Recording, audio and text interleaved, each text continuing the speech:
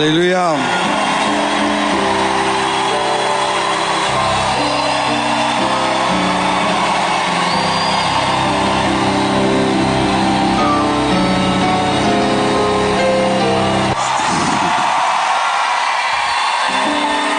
Amen.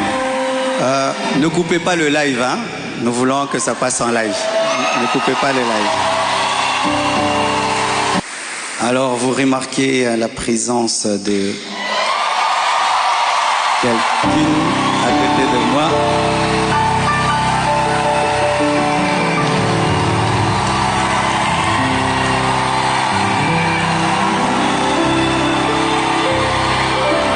Amen. Est-ce que je peux maintenant parler? Amen. Alors, beaucoup de gens posent la question, elle est d'où, elle est d'où, elle est qui? Même des gens me posent la question, même sur ses cheveux. Est-ce que ce sont ses vrais cheveux? Mais les Congolais, nous sommes graves, hein? Même les cheveux de quelqu'un, vous suivez. Elle est malienne, elle a aussi des origines libanaises, donc c'est un mélange comme moi aussi. Alors, j'ai quelque chose à vous dire. Alors, pour ne pas aller de travers, j'ai préféré écrire afin d'être concis et d'être clair, parce que il est bon vraiment que je vous raconte comment on s'est rencontrés. Amen. Hein?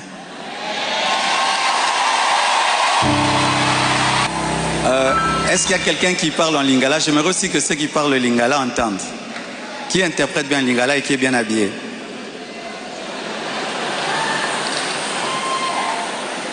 Ok, on va traduire pour ceux qui parlent en lingala un jour. Chers frères et sœurs, après le décès brusque de Maman Blanche, j'ai traversé l'une des saisons les plus sombres de ma vie. J'étais au bord de la dépression, même de l'AVC et même de la mort. Mais beaucoup ne s'en sont pas rendus compte, car je faisais l'effort de rester fort pour vous encourager et pour que l'Église ne devienne pas un lieu de deuil permanent. La solitude, les nombreux questionnements, la douleur de mes enfants, l'innocence de mon bébé, le poids du ministère, la gestion de mes affaires, de ma maison et même de moi-même, tout cela pesait terriblement sur mes épaules. Il m'arrivait de sécher mes larmes avant de prêcher et de pleurer dans mon bureau après avoir prêché. Dans cette épreuve, le pasteur Ézéchiel Moulumba, un ami d'enfance et fils du même père spirituel, me parla un jour de sa fille Esther. Mais je lui répondis que je n'avais ni la force ni la tête à cela. J'avais même demandé à Dieu le don du célibat dans l'espoir de ne plus jamais ressentir le besoin de me marier. Mais Dieu ne répondit pas à cette prière. À plusieurs reprises, par l'intermédiaire des prophètes, des songes et des convictions personnelles, le Seigneur me fit comprendre qu'il voulait que je continue ma route et que je refasse ma vie avec quelqu'un d'autre, et qu'il était dangereux pour moi de rester longtemps dans le veuvage, car un plan maléfique se tramait contre ma vie, mon ministère, ma famille et l'Église. Je me souviens d'une vision particulièrement marquante. J'étais dans une chambre encerclée de très longs serpents aux couleurs magnifiques. Ils faisaient semblant de dormir, attendant que je marche sur l'un d'eux pour m'attaquer. Leur venin était aussi mortel que la beauté de leur couleur. Un seul carré d'1 mètre sur 1 mètre me servait de refuge. La pièce avait une unique fenêtre qui ne pouvait s'ouvrir que de l'extérieur. Et je voyais une servante de Dieu venir ouvrir la fenêtre afin que je puisse m'échapper. Dans cette agonie intérieure, le Seigneur me poussa à recontacter le prophète Ézéchiel, qui me donna le numéro d'Esther. Mais au début, elle ne répondait pas. J'en fis part au prophète qui lui transmit alors mon propre numéro. La première chose que je lui avais demandé, c'était de prier pour moi. Ensuite, nous avons commencé à échanger. Je lui ouvrais mon cœur, elle m'écoutait, me soutenait, priait avec moi, tout en continuant à remplir fidèlement ses responsabilités au travail, parce qu'elle était une responsable là où elle travaillait, et à l'église, elle était photographe, caméraman, modératrice, prédicatrice. Elle était diaconesse et elle était consacrée pasteur. Et elle continue à remplir fidèlement ses responsabilités au travail à l'église, même très tard la nuit quand j'avais des insomnies et malgré le décalage horaire de 5 et 6 heures. Au fil du temps, une relation sincère est née. Une flamme s'est allumée et dans mon cœur, j'ai eu l'assurance que c'était elle. J'en ai parlé à son pasteur, à mes parents, à mes pères spirituels et à mes amis, afin de ne rien faire sans rédévabilité, conseil et prière des autres. Même mes enfants ont été associés. Ils ont souhaité la rencontrer, ce qui s'est fait selon le timing de Dieu à Bruxelles. Le Seigneur m'avait parlé d'une période d'1 an. Il ne l'a pas dit qu'à moi, mais à d'autres, y compris certains d'entre vous.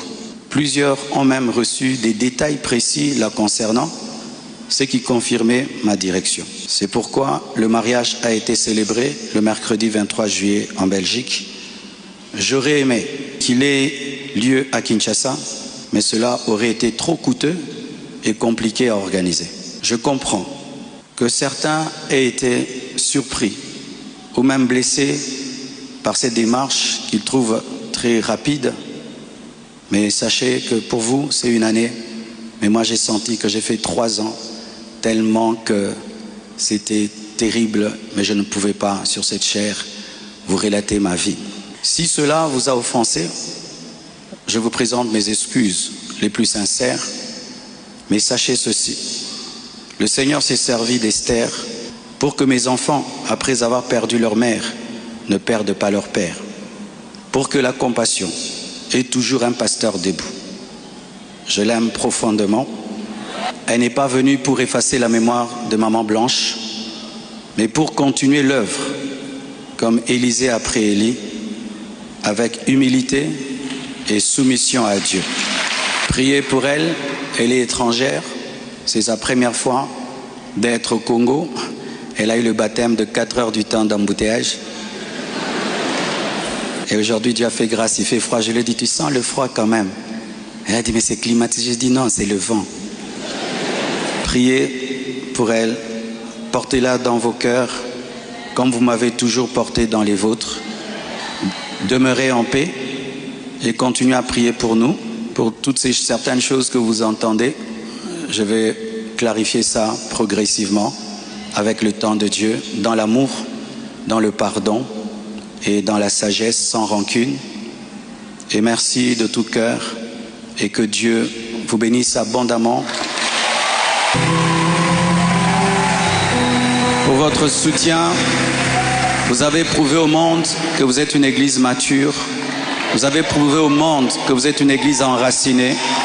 Vous avez prouvé au monde que votre foi est fondée sur Jésus.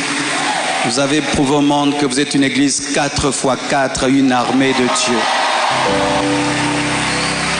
Des fois, j'ai dit à Dieu, tu as beaucoup de serviteurs, pourquoi tout ça c'est moi? Il y a beaucoup d'églises au Congo, pourquoi la compassion, la pluie, les écrans qui tombent sur les gens? Mais nous avons une grande destinée. Un jour, nous comprendrons pourquoi tout ça.